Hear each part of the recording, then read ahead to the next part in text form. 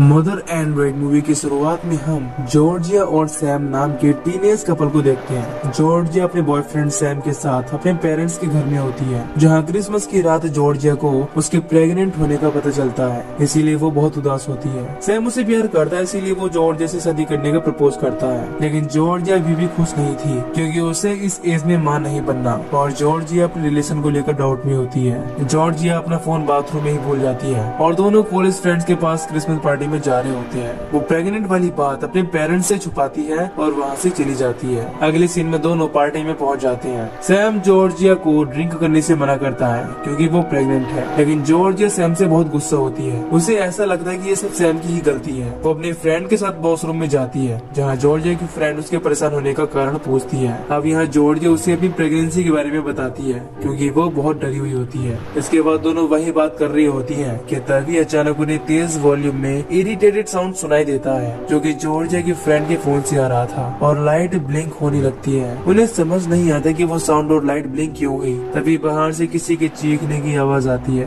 दोनों बाहर जाकर चेक करने जाती है। जैसे ही वो बाहर का नजारा देखती है, उनके होश उड़ जाते हैं। वहाँ एंड्रॉइड्स लोगों को बेरहमी से मार रहे थे। एंड्रॉइड यानी ह्यूमन, यानी इंसान की तरह दिखने वाले रोबोट। वो इंसानों के लिए वेटर और वर्कर का काम करते थे, लेकिन अचानक एंड्रॉइड ह्यूमन के खून के प्यासे हो गए। अब सैम जॉर्जिया को बचाने के लिए एक एंड्रॉइड से लड़ता है। वो एंड्रॉइड सैम को मारने ही वाला होता है कि तभी सैम का एक फ्रेंड पीछे से आकर उस एंड्रॉइड को मार डालता है। इसके बाद उन्हें बाहर से भी लोगों के चीखने चिल्लाने की आवाज आती है। वो बाहर जाकर देखते हैं कि एंड्रॉइड ने तहलका मचा दिया है। वो सभी इंसानों को खत्म कर रहे हैं। साथ ही साथ वहाँ पर सैम का फ्रेंड और जॉर्जिया के फ्रेंड भी मारे जाते हैं। सैम और जॉर्जिया को एक जंगल में कैंप के अंदर देखते हैं। जॉर्जिया अब 9 मंथ की प्रेग्नेंट थी। वो दोनों अपने आने वाले बच्चे के बारे में बात कर रहे होते हैं। तभी उन्हें बाहर से किसी के आने की आवाज आती है। सैम चेक करने कैंप के बाहर जाता है, लेकिन कोई दिखाई नहीं देता। ये रात वो वहीं काटते हैं और जैसे ही सुबह होती है वो दूसरी सेफ जगह देखने के लिए निकल जाते हैं। इसके बाद दोनों जंगल के बीच बनी आर्मी कैंप के बाहर पहुंच जाते हैं, जहां उनसे कुछ सवाल पूछे जाते हैं और उनके हथियार लेकर उन्हें अच्छी से चेक किया जाता है कि कहीं वो एंड्रॉइड तो नहीं। उन दोनों को वहाँ रुकने की परमिशन मिल जाती है। जॉर्जिया प्रेग्नेंट होने के बाद पहली बार डॉक्टर से चेकअप करवाती है। डॉक्टर उसे बोलती है कि तुम यहीं रहकर अपने बच्चे को जन्म दे सकती हो, क्योंकि तुम्हारा ट्रेवल करना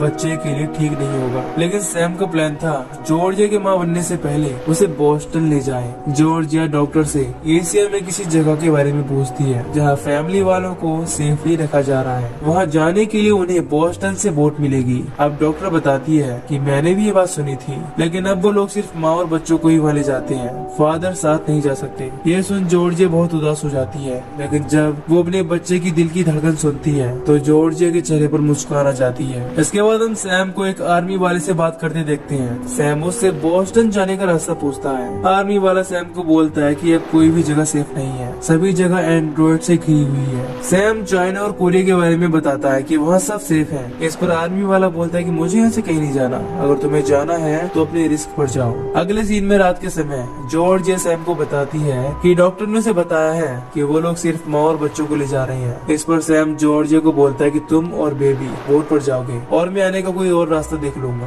अब जॉर्जिया सैम से ये एक्सपेक्ट नहीं कर रही थी। उसे सैम पर गुस्सा आता है क्योंकि उसे लग रहा था कि सैम अपनी जिम्मेदारियों से भाग रहा है। असल में सैम बस अपने बच्चे और जॉर्जिया का भला सोच रहा था, इसीलिए उसने ये फैसला किया था। जॉर्जिया के गुस्सा होने पर सैम कैंप से बाहर जाने लगता है। जॉर्जिया के पूछने पर वो उसे बोलता है कि मैं कोई और रास्ते का मालूम करता हूँ, तुम चिंता मत करो, मैं तुम्हारे साथ ही रहूंगा। इसके बाद हम आर्मी वालों को चिल आउट करते हुए देखते हैं। सैम उस आर्मी वाले के पास जाता है और उससे बोस्टन जाने का रास्ता पूछता है। वो सैम को बताने से पहले उससे फाइट करने का बोलता है। सैम उसके साथ फाइट करना नहीं चाह रहा था, लेकिन उसे बोस्टन जाने के लिए उससे फाइट करनी पड़ती है। अगले सीन में हम सुबह जॉर्जिया को उड़ते हुए देखते हैं। इसे दो आर्मी वाले कैंप से बाहर जाने का बोल रहे होते हैं और जॉर्जिया को अपने लीडर के कैंप पे ले जाती है, जहाँ सैम को बांध के रखा हुआ था। लीडर जॉर्जिया को बताते हैं कि उसने मेरे आदमी से फाइट करके उसकी एक आंख फोड़ दी। लीडर ऐसे किसी गेस्ट को कैंप में नहीं रखना चाहता जो उन्हीं के आदमी से फाइट करे। अब लीडर उन्हें इस कैंप से निकालने का बोलता है। जॉर्जिया बहुत रिक्वेस्ट करती है कि वो प्रेग्नेंट है, लेकिन लीडर जॉर्जिया की एक भी नहीं सुनता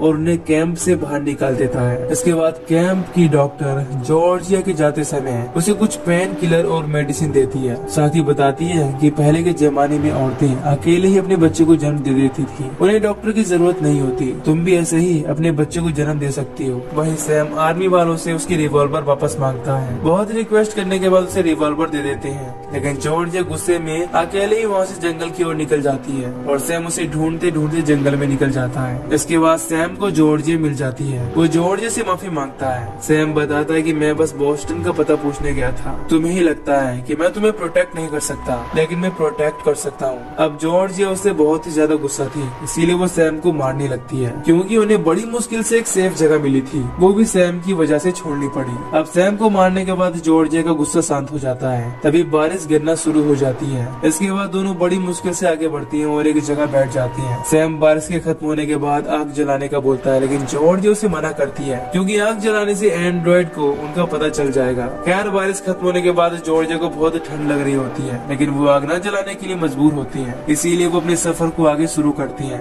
आगे हम देखते हैं कि दोनों को रास्ते में एक घर दिखता है। सैम उस घर को पहले चेक करने लगता है। सैम के कुछ समय तक वापस नहीं आने पर जॉर्जिया को उसकी फिक्र होने लगती है। तभी पता चलता है कि वहाँ घर में कोई भी नहीं है और उन दोनों के लिए वो एकदम सेफ जगह है। दोनों आज रात वहीं रुकते हैं। अब सैम जॉर्जिया के सोने के लिए मैट्रेस ढूंढने लगता है। बेडरूम में सैम को एक कमरा दिखाई देता है। सैम एक मैट्रेस और एक कैमरा उठाकर नीचे ले आता है। वो जॉर्जिया से बोलता है कि इस कैमरे में सिर्फ एक फोटो और क्लिक कर सकती है, जो कि हमारी फैमिली फोटो होगी। जॉर्जिया स्माइल करती है और समझती है कि सैम बच्चे के लिए खुश है। इसके बाद जॉर्जिया मैप देख रही होती है और सैम बुक में बेबी डिलीवरी के बारे में पढ़ रहा होता है। जॉर्जिया बताती है कि बोस्टन जाने में 2 वीक लग जाएंगे। उन्हें समझ आ गया होता है कि बोस्टन जाने का रास्ता खतरों से खाली नहीं है, इसीलिए उन्हें कोई दूसरा रास्ता देखना पड़ेगा। सोते हुए जॉर्जिया सैम को बोलती है कि हमें यहीं रुककर बेबी कर लेना चाहिए। डॉक्टर सही बोल रही थी कि पहले के समय में औरतें खुद से ही बच्चा कर लेती थी। थोड़ी मुश्किल होगी, लेकिन यही हमारे लिए सही होगा। अब दोनों बातें करते करते सो जाते हैं। सुबह जॉर्जिया उठती है और बाहर मरे हुए लोगों के कंकाल देखती है। तभी उसे एक तेज साउंड सुनाई देता है, जो कि बाइक स्टार्ट करने का था। सैम वहाँ की बाइक को सही कर रहा होता है। जॉर्जिया उससे बोलती है कि बाइक की आवाज से एंड्रॉइड हमारी तरफ अट्रैक्ट होंगे। अब सैम जॉर्जिया को समझाता है कि अगर इस भी एक बेबी हो गया तब उसकी आवाज कैसे बंद करेंगे।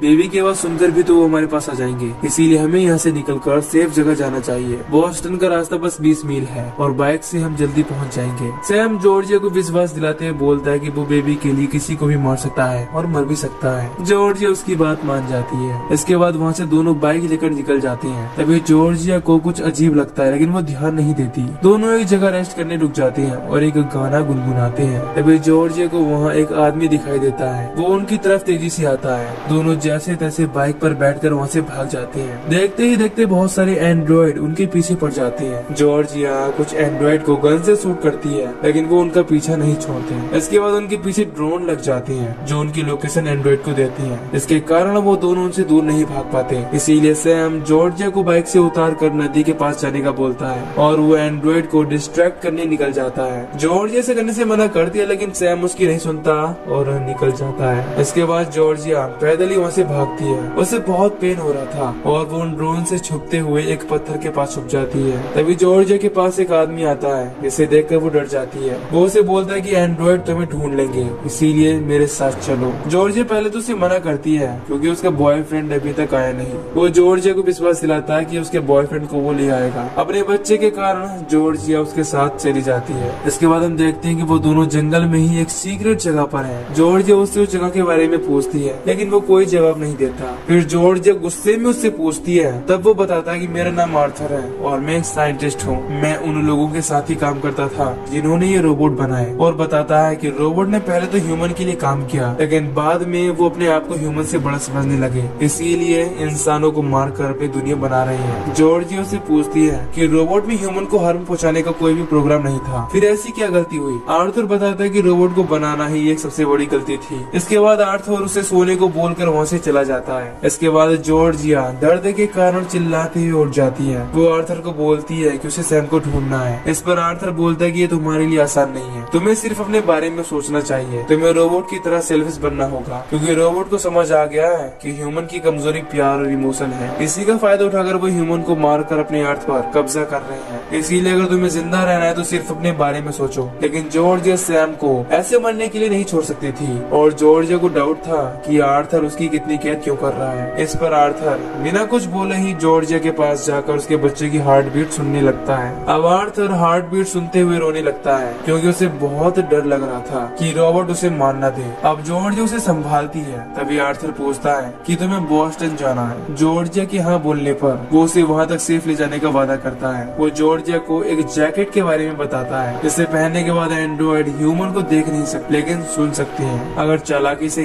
चलकर जाएं तो उसे एंड्रॉइड पकड़ नहीं पाएंगे। फिर इसके बाद वो जॉर्जिया को जैकेट पहना देता है। इसके बाद जॉर्जिया उसे बोलती है कि मैं सैम के बिना कहीं भी नहीं जाऊंगी। वो आर्थर से उसे जैकेट की मदद से लाने की बात करती है लेकिन आर्थर उसे ऐसा करने पर जैकेट नहीं देगा। इसीलिए जॉर्जिया उसकी जैकेट उतार कर वापस दे देती है। यह देख आर्थर का भी दिल पिघल जाता है। इसीलिए वो सैम को साथ ढूंढने का बोलता है। खैर इसके बाद वो दोनों वहाँ से सैम को ढूंढने निकल जाते हैं। इसके बाद हमें एक डरावने फेस वाला एंड्रॉइड दिखाई देता है जो बाहर पहरा दे रहा था। ह्यूमन को टॉर्चर करने की आवाज सुनाई देती है। आर्थर और जॉर्जिया भी उसी जगह के बाहर बैठे होते हैं। आर्थर जॉर्जिया को अपनी जैकेट उतार कर दे देता है। इस पर जॉर्जिया पूछती है कि क्या तुम साथ नहीं आ रहे। आर्थर बोलता है कि उनके पास बस 2 ही जैकेट है। अगर सैम को जिंदा बाहर निकालना है तो उसे वो जैकेट सैम को पहनाकर निकालना होगा। साथ ही बोलता है कि वो सैम के अचानक गायब होने पर उसे कैसे भी करके ढूंढ लेंगे। इसीलिए वो जॉर्जिया को एक सेफ जगह का पता देकर वहाँ से जाने लगता है। इसके बाद जॉर्जिया बहुत ही आराम से चलकर उस घर की ओर बढ़ती है जहाँ उन्होंने ह्यूमन को रखा हुआ था। वो बड़ी मुश्किल से रोबोट से बचती हुई सैम तक पहुँच जाती है जहाँ एक और आदमी बंधा हुआ था। वो अपने आप को खुलवाने के लिए शोर मचा रहा था। तभी वहाँ एक रोबोट आ जाता है। रोबोट का ध्यान जॉर्जिया से हटाने के लिए सैम उसे अपनी तरफ बुला लेता है। इसके बाद रोबोट बहुत बुरी तरह से सैम के पैर पर मारकर उसे जख्मी कर देता है। जैसे ही रोबोट वहाँ से जाता है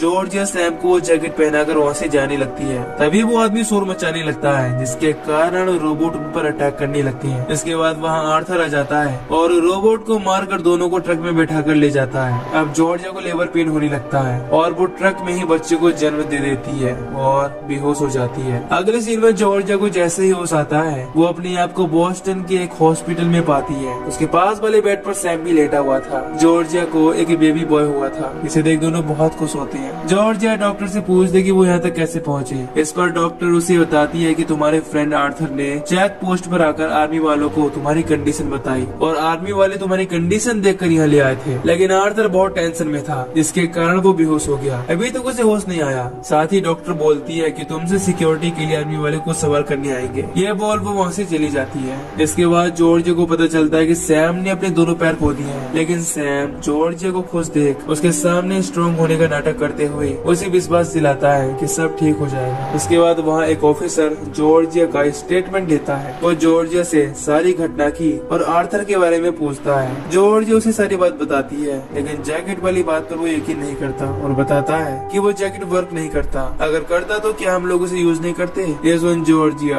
आर्थर की कही हुई बातें सोचने लगती है। उसने कहा था कि रोबोट अपना मकसद पूरा करने के लिए किसी भी हद तक जा सकते हैं। साथ ही वो ह्यूमन की इमोशन का फायदा उठाकर उन्हें मार देंगे। तभी हमें पता चलता है कि आर्थर एक एंड्रॉइड है और उसने वहाँ पर रुके लोगों को मारना शुरू कर दिया है। खैर जॉर्जिया को ऑपरेशन की वजह से पेन हो रहा था। फिर भी वो अपने बच्चे को लेकर EMP डिवाइस को बचाने का सोचती है। इसके कारण रोबोट सिटी से दूर थे। सैम भी उसी की हालत में था। इसीलिए जॉर्जिया उसे चादर से ढककर वहाँ से निकल जाती है। अब जॉर्जिया व्हील चेयर पर बैठकर एंड्रॉइड से बचते हुए डिवाइस की ओर आ जाती है जहाँ आर्थर भी आ जाता है। वो आर्थर पर गन पॉइंट करती है। आर्थर फिर से इमोशनल बातें करके जॉर्जिया पर कंट्रोल करने की कोशिश करता है लेकिन इस बार वो उसकी झांसी में नहीं आती कि वो EMP डिवाइस डिसेबल कर दे वरना उसकी लड़की को मार डालेगा। आर्थर जैसे ही जॉर्जिया की ओर बढ़ता है वो उसे शूट करके मार डालती है। तभी वहाँ बहुत सारे रोबोट आ जाते हैं। वो उनसे बचकर अंदर चली जाती है और गेट लॉक कर लेती है। इसके बाद जॉर्जिया उस डिवाइस को दबाकर बेहोश हो जाती है। वहाँ ब्लास्ट होता है और वहाँ के सारे एंड्रॉइड मारे जाते हैं। इसके बाद जॉर्जिया जैसे ही उसमें आती है वो अपने आप को सैम के साथ बेड पर पाती है। जहाँ वो उस कैमरा से एक फैमिली फोटो निकालती है। फिर दोनों अपने बच्चे को लेकर कोरिया जा रही शिप पर पहुँचते हैं, जहाँ उन्हें पता चलता है कि कोरिया सिर्फ उनके बच्चे को ले जा सकते हैं। वो बहुत रिक्वेस्ट करती है, लेकिन जगह न होने पर वो सिर्फ बच्चे को ही ले जा सकते थे।